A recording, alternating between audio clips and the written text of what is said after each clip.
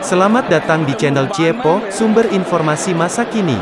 Kali ini kita akan membahas kebiasaan makan yang unik dari orang Indonesia.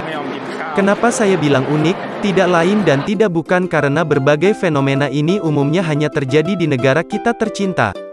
Inilah 4 kebiasaan makan orang Indonesia versi Ciepo. Check this out.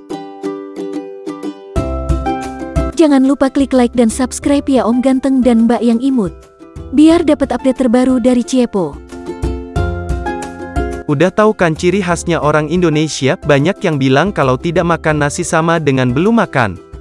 Biarpun sudah habis pizza 1 loyang ditambah ayam bakar 2 ekor, orang tua kamu pasti masih nyuruh makan siang karena belum kemasukan nasi. Kebiasaan lainnya yang bikin gua gak habis pikir adalah makan mie goreng sekaligus ditambahin nasi. Itu karbohidrat semua, lama-lama bikin diabetes. Kalau orang luar negeri makan karbohidrat biasanya gak lebih dari 40%, kebalikan banget sama di sini. Di sini tempe 1 biji dibikin lauk sama nasi penuh sepiring udah cukup buat energi seharian. Kalau kalian ke warung nasi Padang, itu nasi bisa buat makan 1 keluarga. Apakah kalian penganut paham tidak makan nasi, sama dengan belum makan? Semua orang juga paham kalau yang namanya makan itu memakai tangan bukan kaki. Tapi yang Ciepo maksud kali ini adalah makan dengan tangan kosong, tidak pakai alat seperti garpu atau sendok.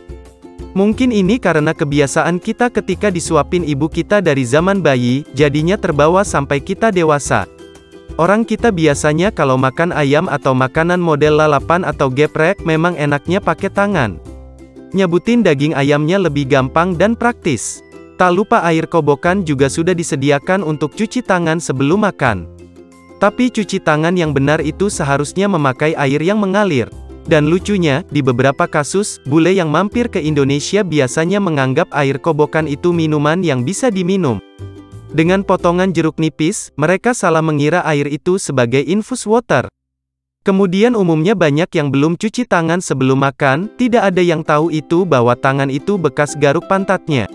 Tapi untungnya kesadaran kebersihan di era COVID-19 lebih baik dibanding sebelumnya.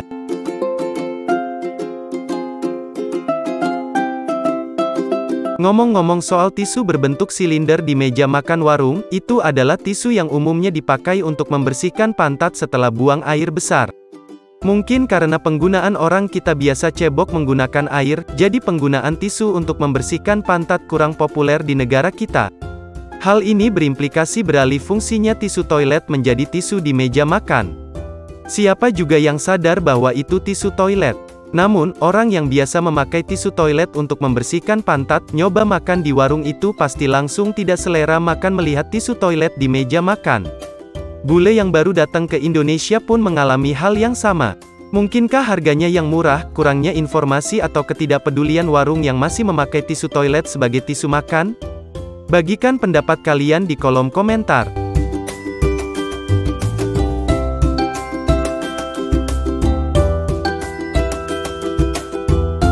Makan lalapan gak pakai sambal?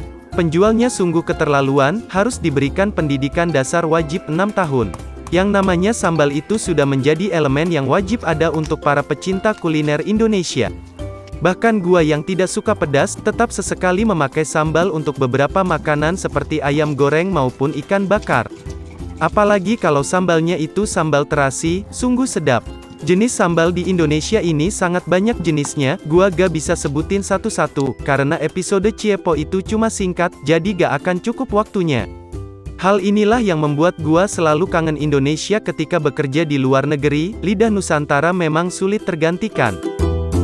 Itulah beberapa kebiasaan unik orang Indonesia dalam hal makan-memakan versi Ciepo. Sebenarnya masih banyak lagi, namun itulah yang menurut Ciepo sangat Indonesia banget. Kakak dandan di kolam air tawar, jika ada saran, isi di kolom komentar. Ciao, sampai jumpa.